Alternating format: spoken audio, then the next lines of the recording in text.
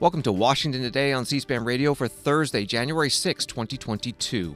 A day of ceremonies, speeches, and reflections on the anniversary of the violent attack on the U.S. Capitol by supporters of former President Donald Trump. It occurred as Congress was performing its constitutional function of counting electoral votes from the 2020 election. President Joe Biden strongly denouncing what he calls the former defeated president for pushing what Biden says are the three big lies: that the insurrection actually took place on Election Day, that the results of the 2020 election cannot be trusted, and that the Trump supporters who stormed the Capitol are the true patriots. Biden saying of Trump, his bruised ego matters more to him than our democracy or our Constitution, and you can't love your country only when you win. And also, Biden saying, I will stand in the breach, I will defend this nation, and I will allow no one to place a dagger at the throat of democracy.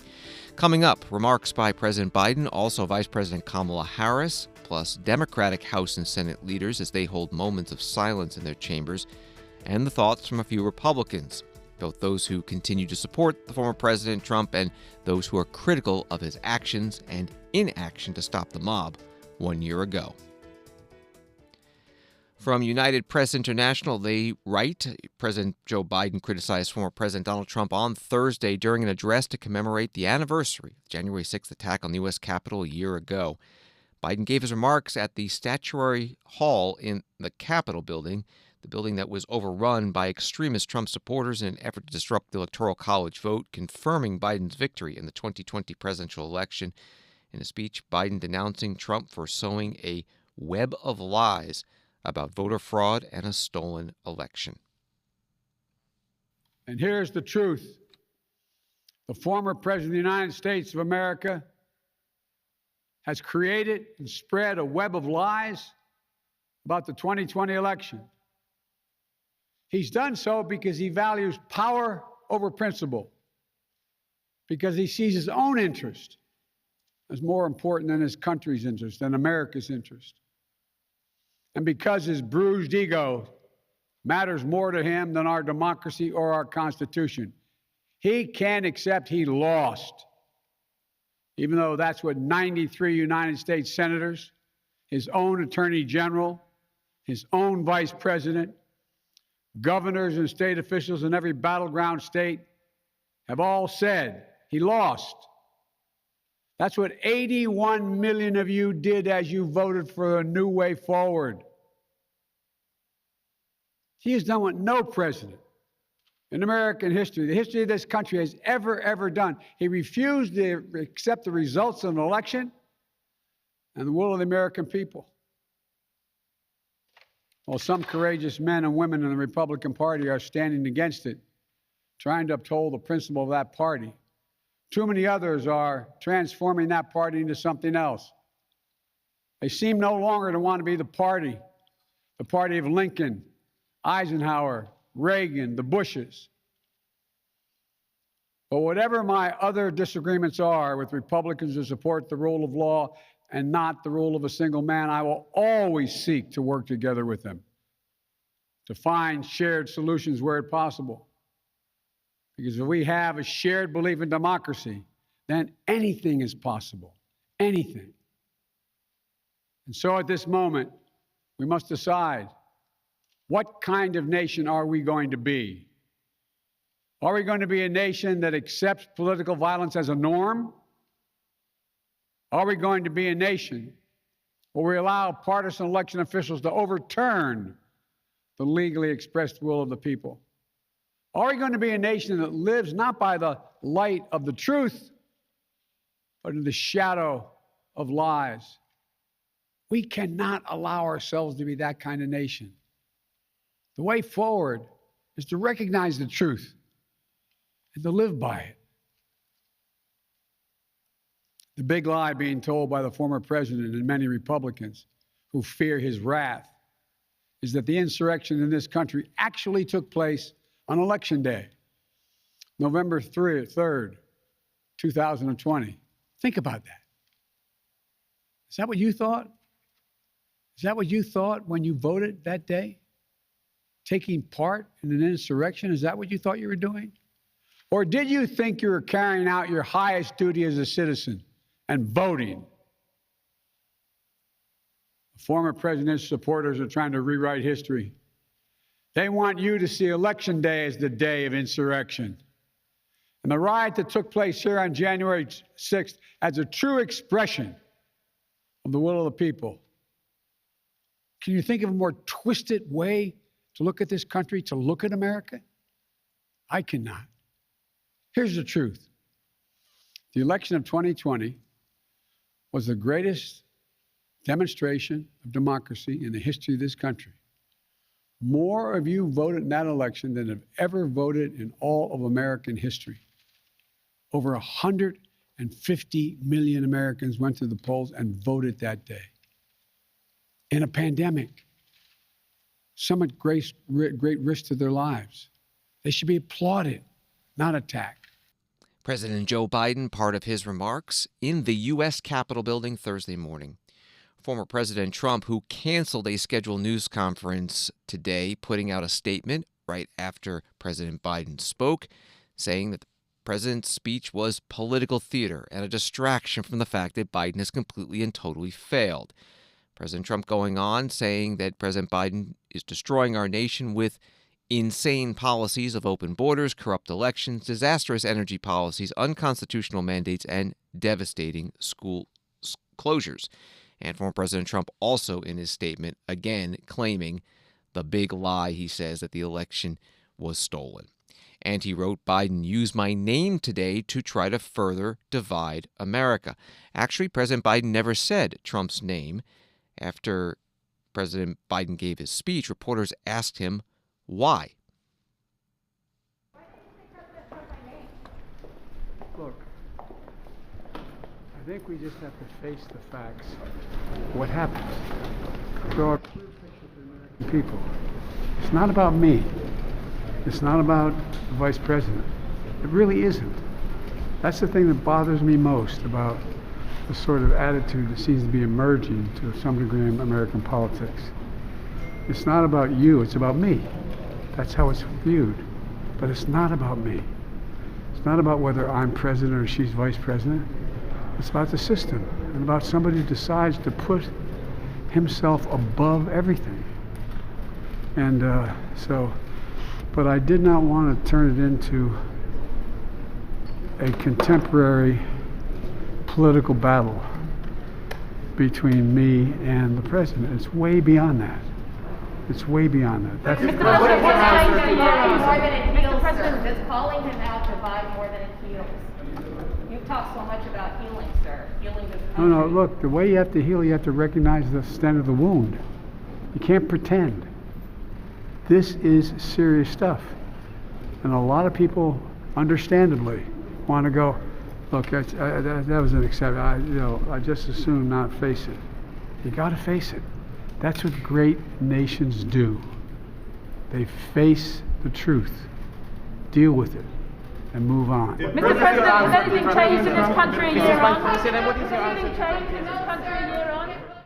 President Joe Biden leaving the U.S. Capitol, speaking with reporters after that speech in Statuary Hall.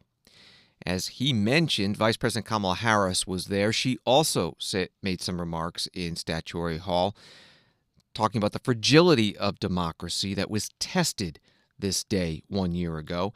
She also brought up an expected vote in the U.S. Senate soon about voting rights.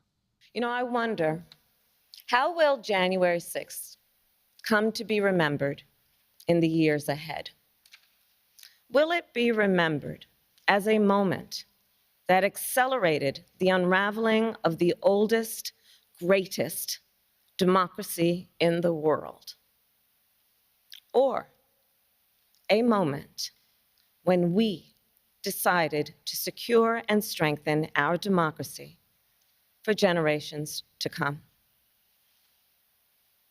The American spirit is being tested. The answer to whether we will meet that test resides where it always has resided in our country, with you, the people. And the work ahead will not be easy. Here in this very building, a decision will be made about whether we uphold the right to vote and ensure free and fair elections. Let's be clear, We must pass the voting rights bills that are now before the Senate. And the American people must also do something more. We cannot sit on the sidelines. We must unite in defense of our democracy. Vice President Kamala Harris. The Senate Majority Leader Chuck Schumer has promised votes on voting rights bills in the coming week, and if they are blocked by a Republican filibuster, and that is expected, Senator Schumer also promising a vote to change the Senate rules to let the voting rights bills pass with a simple majority of the Senate, 51 votes, instead of the supermajority, 60 votes. And the rules change can happen if all 50 Democrats in the Senate, in their caucus, vote for it, and then Vice President Kamala Harris, as President of the Senate, can break the tie in favor of the Democrats. Well, the Senate Republican leader, the Minority Leader Mitch McConnell, was not in Washington today. He's attending a funeral of former Senator Johnny Isakson in Georgia. But Senator McConnell putting out a statement on this anniversary of the January 6th attack on the U.S. Capitol, and he linked it to the voting rights effort. Senator McConnell writing, January 6th, 2021 was a dark day for Congress and our country. The United States Capitol, the seat of the first branch of our federal government, was stormed by criminals who brutalized police officers and used force to try to stop Congress from doing its job. This disgraceful scene was antithetical to the rule of law. 1 year later, I am as grateful as ever for the brave men and women of the U.S. Capitol Police who served our institution bravely that day and every day since. I continue to support justice for those who broke the law. Senator McConnell goes on, it has been stunning to see some Washington Democrats try to exploit this anniversary to advance partisan policy goals that have long predated this event. It is especially jaw-dropping to hear some Senate Democrats invoke the mob's attempt to disrupt our country's norms, rules, and institutions as a justification to discard our norms, rules, and institutions themselves. A statement from the Senate Minority Leader Mitch McConnell referring to the effort on voting rights and possibly changing Senate rules to get it passed. Well, the U.S. Senate floor was open today for senators to speak about the attack anniversary, and many did, all of them today Democrats. The Senate Majority Leader Chuck Schumer leading off, warning that the threat to democracy continues because of former President Trump and his supporters. History shows us when you ignore or paint over this kind of violent action, it will recur, often in worse form than it had originally. That's what history shows. We didn't look away after the attack on Pearl Harbor. We didn't look away after the attacks on 9/11. They may have been from foreign powers, but we still, just because it was Americans who did this, we cannot look away after the attack of January 6th. What we must do instead is stare the truth, however ugly, in the face. The attack of January 6th didn't come out of the blue. It was not an act of God. It was not something that came from foreign soil. It wasn't even just some mere protest that got out of hand. No. January 6th was an attempt to reverse, through violent means, the outcome of a free and fair election. An insurrection. Call it what it is, what it was. And it was fundamentally rooted in Donald Trump's big lie that the election of 2020 was illegitimate, in deep offense to the peaceful transfer of power. Indeed, in deep offense to the very notion of truth itself. And anyone who thinks that the origins of this insurrection are going away should just have listened a few moments ago when Donald Trump did it again, lying and lying and lying about the election. A clear reminder that the threat he and his lie remain to our nation. The Senate Majority Leader Chuck Schumer, Democrat from New York, on the Senate floor. He also recounted during his comments about being evacuated from the U.S. Capitol by the Capitol Police on January 6, 2021. He said he came within 30 feet of the rioters, and he said, quote, I was told later that one of them reportedly said, there's the big Jew. Let's get him. At noon Eastern today in the Senate, speeches paused for a moment of silence. a minute of silence, a moment of silence for all of those who have helped us then and help us now, the staffs and everybody else. Under the previous order, the Senate will now observe a moment of silence in observance of the events of January 6th, 2021. That's Senator Cory Booker, Democrat from New Jersey, presiding that moment of silence in the Senate. Senator Mitt Romney, Republican from Utah, putting out a statement that reads, "Today we call to mind the memory of those who were tragically lost on the 6th and in the following days, and we reflect with gratitude on the heroic efforts of those who protected the U.S. Capitol and all of us inside the building. It is because of their courage that Congress ultimately fulfilled its responsibility to count the votes and that the transfer of power continued. We ignore the lessons of January 6th at our own peril. Democracy is fragile. It cannot survive without leaders of integrity and character who care more about the strength of our republic than about winning the next election." Over in the U.S. House, Speaker Nancy Pelosi Thursday morning holding a private remembrance for lawmakers, staff, institutional workers, police, and reporters reflecting on the day. That was not open to cameras. But at noon Eastern, the Speaker made some public comments from the Speaker's chair and also asked for a moment of silence. Today, 1 year ago, the Capitol and those who work within it were targeted in a violent insurrection that sought to undermine democracy.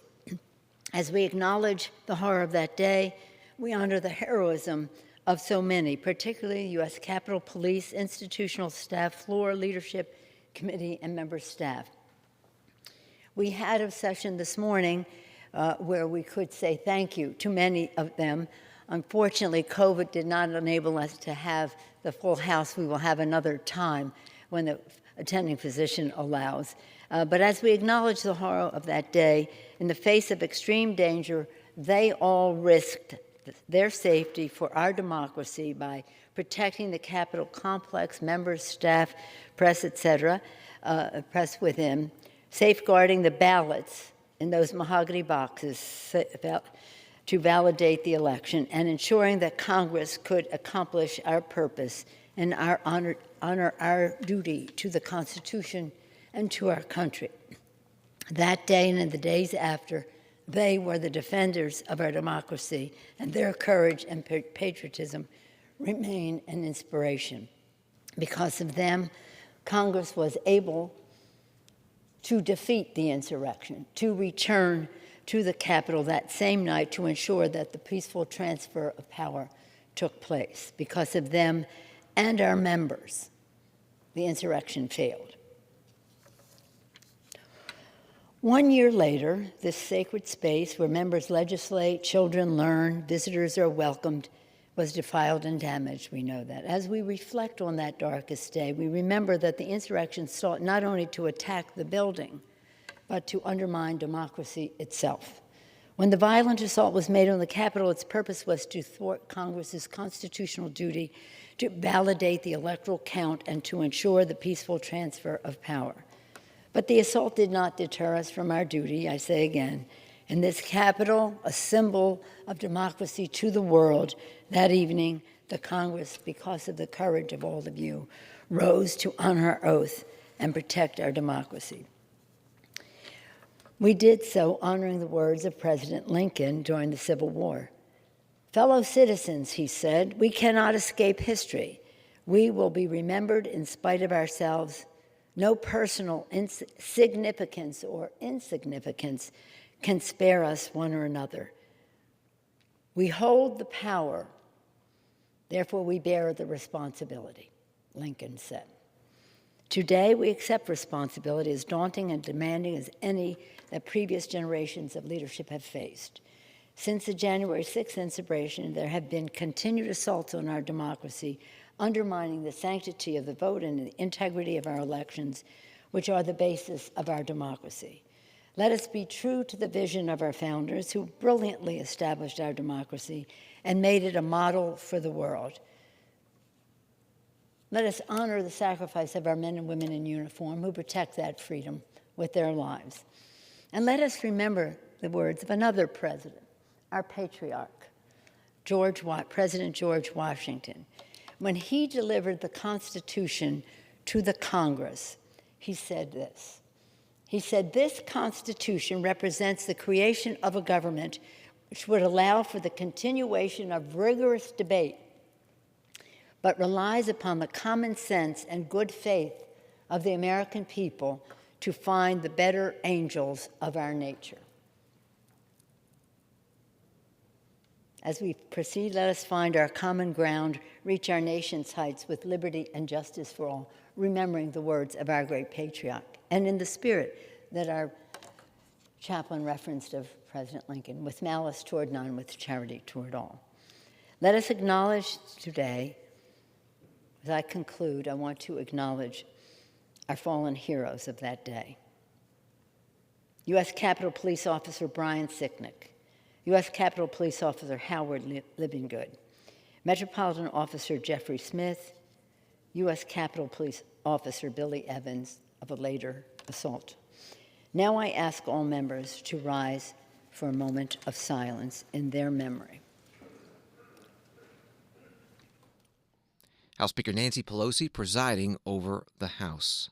Reports are that there were only 2 Republicans on the House floor during that moment of silence: the current Congresswoman Liz Cheney of Wyoming and her father, former Vice President Dick Cheney. Dick Cheney telling reporters he's disappointed with the current Republican leadership in Congress and, quote, "It's not a leadership that resembles any of the folks I knew when I was here for 10 years. Dick Cheney was a member of Congress. Liz Cheney is the vice chair of the Select House Committee investigating the January 6th attack. She voted to impeach former President Trump for inciting the riot and was removed from her House leadership position for her criticisms of the former president. This is Washington Today. Current House Republican leader Kevin McCarthy did not take part in the House floor remembrances and moments of silence for the January 6th anniversary events, but in a letter to House Republicans last Sunday, as the start of the new year and the new congressional session, he wrote, "This week will mark 1 year from the riots at the Capitol. We have said from the start the actions of that day were lawless and as wrong can be. Our Capitol should never be compromised, and those who broke the law deserve to face legal repercussions and full accountability. Unfortunately, 1 year later, the majority party seems no closer to answering the central question of how the Capitol was left so unprepared and what must be done to ensure it never happens again. Instead, they're using it as a partisan political weapon to further divide our country." That was from the letter that Republican leader in the House, Kevin McCarthy, sent to other House Republicans. 2 more House Republicans held a news conference on Capitol Hill today discussing the January 6th attack anniversary. Matt Gaetz of Florida and Marjorie Taylor Greene of Georgia. Congressman Gaetz suggesting that it was an inside job. Congresswoman Greene and I are not here to celebrate January 6th. We are not here to obsess about it, but we are here to expose the truth, to ask key questions about what happened on January 6th, who animated the violence, the extent to which the federal government may have been involved. We know this: January 6th last year wasn't an insurrection. No one has been charged with insurrection. No one has been charged with treason. But it very well may have been a Fedsurrection. Congressman Matt Gaetz. He then played some videos and pointed out people that he said could be plants from the FBI that encouraged the protesters, then rioters, to enter the U.S. Capitol building that day. Here's more with Congresswoman Marjorie Taylor Greene. I want you all to know that on January 6th, I was very upset with what happened that day, and it was because it completely interrupted the work that we had worked very hard on all throughout Christmas, preparing for January 6th to object on behalf of Americans that felt their votes had been stolen. And I think it's important to recognize that our own Federal Election Commission has an error rate by law that is 0.0008%. And it's important to point out that elections are very serious and they're taken that way by all Americans. Don't forget that Bernie Sanders felt that his election was stolen by Hillary Clinton. Don't forget that Hillary Clinton forgot that her election was stolen. And I'll tell you, being from Georgia, Stacey Abrams still thinks she won in 2018, and she's running again. But here's some things that we do need to discuss. You know, I'm one of those people, and I'm not shy to tell you, I don't trust our government. And that's another reason why I ran for Congress, is because I felt like it's our government that is screwing everything up for the American people. But after what we've seen on January 6th and the videos that Congressman Gates just walked through, I can tell you right now, I don't trust our government even more. When I went through the D.C. jail, I'll tell you who I did not see. I did not see Ray Epps. I didn't see him in there wasting away for months on end, being denied his due process rights, being denied the ability to see his family, to get medical treatment, to get a haircut and shave. I didn't see him in there. You know who else I didn't see? I didn't see a man named John Sullivan, a man that has participated in Antifa, BLM riots and the whole entire movement, but then all of a sudden decided to be a Trump supporter on January 6th. The same guy that was in the Capitol and filmed Ashley Babbitt's murder and then sold his videos to media outlets. He's not in the D.C. jail under Deputy Warden Kathleen Landerkin.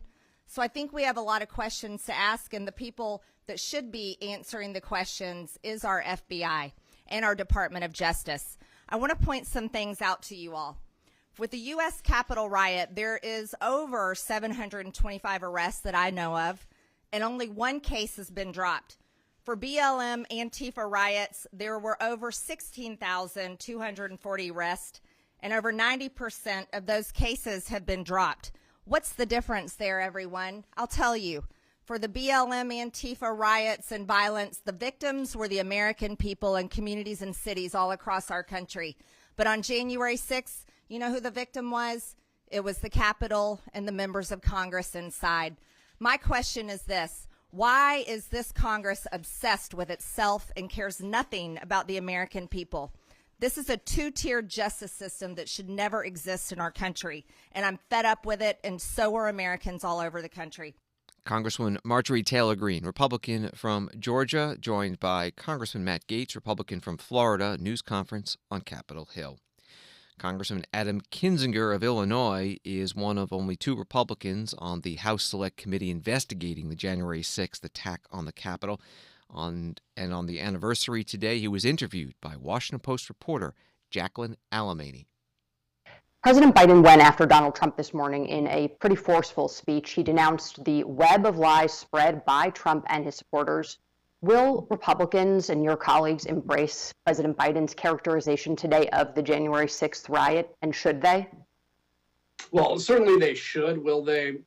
Probably not, maybe, at least not in the near-term future. I mean, I think we have to look at this and say, who's the audience? And, you know, I very recently have had to come to the realization that, look, 60, 70% of my party is going to believe that Donald Trump won the election.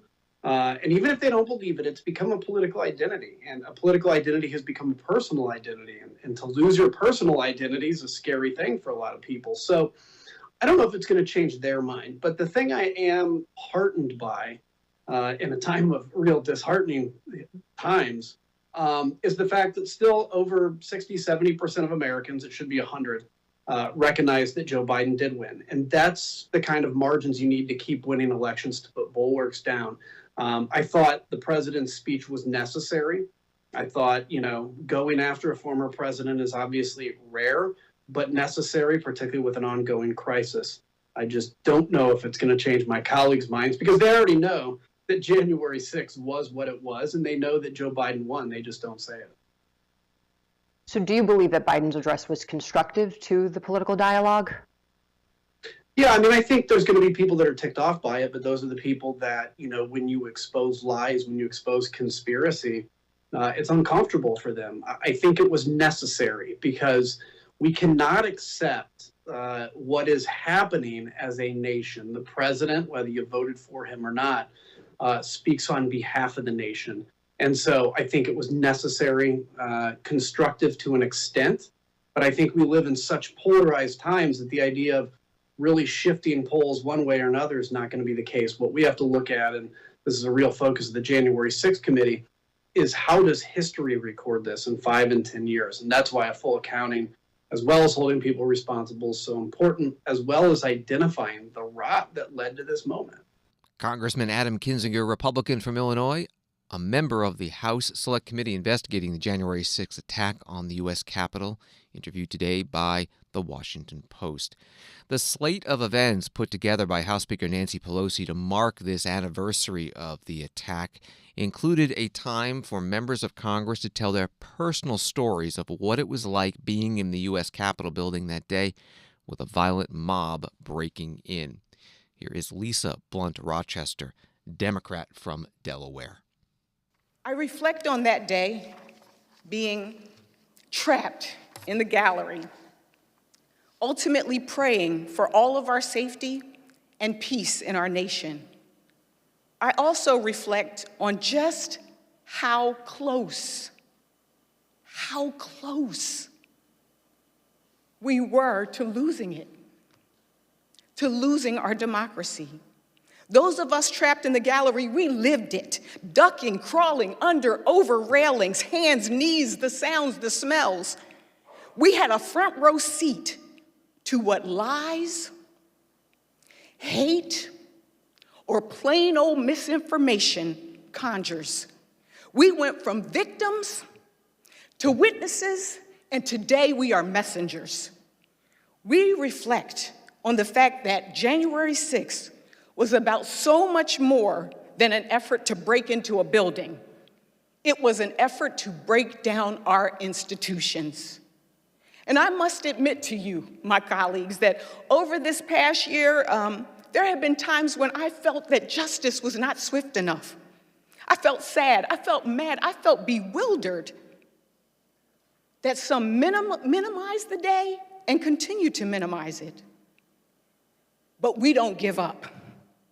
Because in the words of poet William Cullen Bryant, and quoted by Martin Luther King, truth crushed to earth shall rise. Truth crushed to earth shall rise. So, on this day, let us recommit to our democracy and to each other. On the day that I was sworn into Congress, as many of my colleagues know, I was the first African American and the first woman from the state of Delaware elected to Congress, and I carried this scarf with me.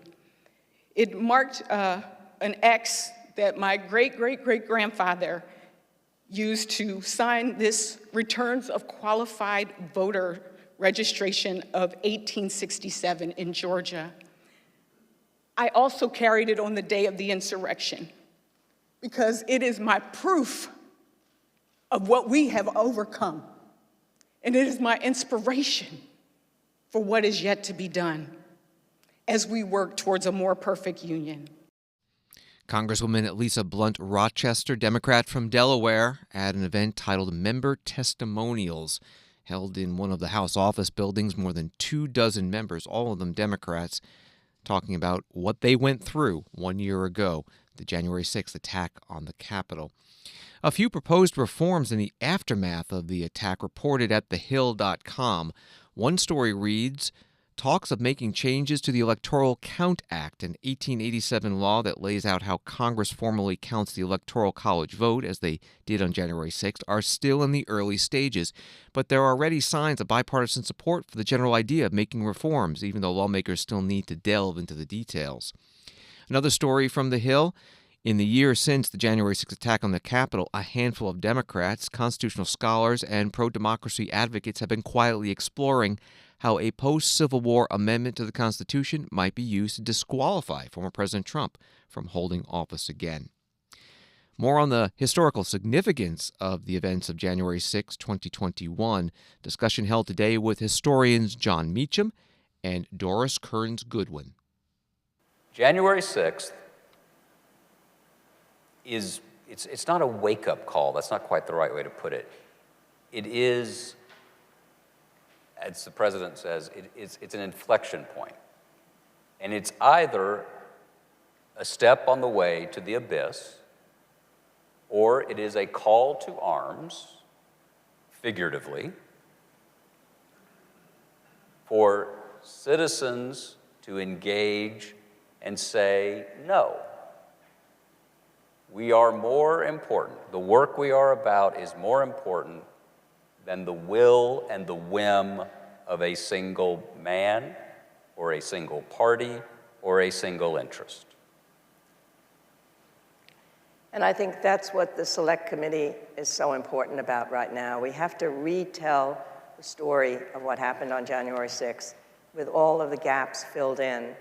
And again, I just have a fundamental belief that if that story is told in its fullest, as I think it will be in these weeks and months ahead, as we get more information, as we get more testimony, as the public hearings are beginning to be held, that we can retell it in the way of what really happened. And I do believe that a line will be drawn, that maybe it's 50-50 now, maybe it gets to be 55-45, maybe it gets to be 57 more, that if more people can be persuaded that this cannot happen again, and that what happened not only to prevent it from happening again, but to deal with what's going on in the country that made this possible to happen, we've got to somehow believe in the fundamental fairness of the country. They came through before. Look at where we stood in 1940. This is what really gives me hope in a certain sense. When you think about what Hitler was doing, marching through Western Europe in the space of a week, and then in a couple more weeks, France falls as well. America stood only 18th in military power at that time. We became 17th when Holland surrendered to Germany. And yet somehow there was isolationism in the country. There was a real worry. Would we be able to stand up to what fascism represented? Democracy was too slow. We were too soft. And yet once that challenge was really there, we met it. That's historian Doris Kearns Goodwin alongside historian John Meacham, a panel moderated by the Librarian of Congress, Carla Hayden, today on Capitol Hill. You can find all of today's January 6th attack anniversary events that we covered at C-SPAN's video library at cspan.org. This is Washington Today. Reuters reports fresh violence erupted in Kazakhstan's main city on Thursday after Russia rushed in paratroopers overnight to put down a countrywide uprising in one of Moscow's closest former Soviet allies. Police in the main city said they had killed dozens of rioters overnight. The authorities said at least 18 members of the security forces had died, including 2 found decapitated. More than 2,000 people had been arrested. Here in Washington, the White House Press Secretary Jen Psaki asked about the effect of all this on U.S.-Russia relations. The situation in Kazakhstan, does what is happening there in any way change the dynamic for the U.S.-Russia talks that are going to begin next week from the U.S. side?